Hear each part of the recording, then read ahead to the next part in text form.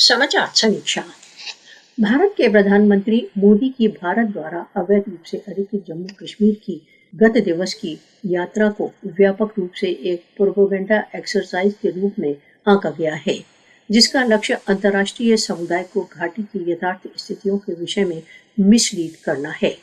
कश्मीरियों की वैध आकांक्षाओं के समाधान से परे मोदी की भारत द्वारा अवैध रूप से अधिकृत जम्मू कश्मीर की यात्रा ने केवल कश्मीरियों की समस्याओं में वृद्धि ही की है।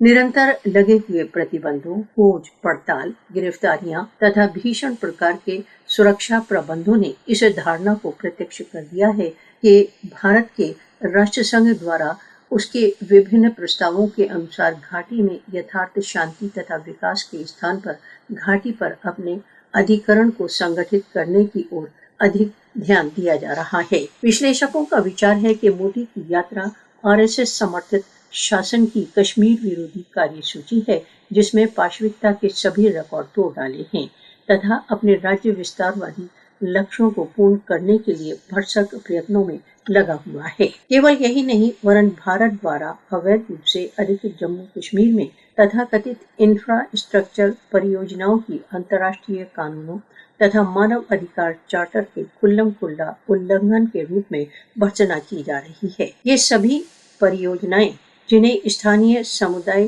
के साथ किसी भी प्रकार के परामर्श के बिना लागू किया जा रहा है, दमन तथा एकाकीकरण के प्रयत्नों के रूप में गंभीर चिंता का विषय है, जिसके परिणाम स्वरूप भारत द्वारा अवैध रूप से अधिकृत जम्मू कश्मीर की पहले ही दमित जनता का एकाकीकरण किया जा रहा है। इंफ्रास्ट्रक्चर विकास जैसे जेड मोड टनल, जिनका भारतीय प्रधानमंत्री नरेंद्र मोदी के कर कमलों से उद्घाटन कराया जाना था, को सैन्य प्रयत्नों के रूप में देखा जा रहा है, जिनका लक्ष्य घाटी की यथार्थ विकास संबंधी आवश्यकता के समाधान के स्थान पर भारतीय सशस्त्र बलों की गतिविधियों को सक्रियता दी जा रही है। मानव अधिकार संगठनों ने इस प्रकार की गतिविधियों की विभिन्न दृष्टिकोण से आलोचना की है।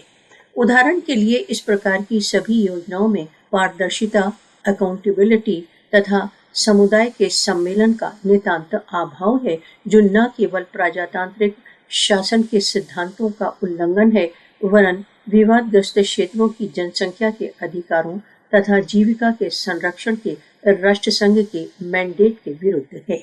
भारत द्वारा अवैध रूप से अधिकृत जम्मू कश्मीर की स्थानीय जनता इन सभी परियोजनाओं के घाटी के सैन्यीकरण तथा दमन के भारतीय निहित स्वार्थों के भाग के रूप में देख रही है। उधर पासवान हुर्रियत जम्मू एंड कश्मीर ने गत दिवस भारत द्वारा अवैध रूप से अधिकृत जम्मू कश्मीर के भारत के प्रधानमंत्री मोदी के आगमन के संदर्भ से एक प्रतिवादी प्रदर्शन का आयोजन किया। कश्मीर मीडिया सर्विस के अनुसार मुजफ्फराबाद में पुराने सचिवालय के निकट भारी संख्या में लोग एकत्र हुए, जो भारत विरोधी तथा स्वतंत्रता समर्थक नारे लगा रहे थे। प्रतिवादियों ने काले ध्वज उठाए हुए थे, उन्होंने सड़कों पर टायर जलाए, बैनर्स उठाए हुए थे, जिन पर मोदी कश्मीर का सबसे अधिक डिसलाइक्ड व्यक्ति है जैसे नारे लिखे हुए थे। इस अवसर पर बोलते हुए पासवान हुर्रियत के अध्यक्ष उज़ैर अहमद गदाली ने कहा कि भारत का प्रधानमंत्री मोदी अधिकृत जम्मू तथा कश्मीर को एक सैनिक अड्डे में परिवर्तित करने का प्रयत्न कर रहा है।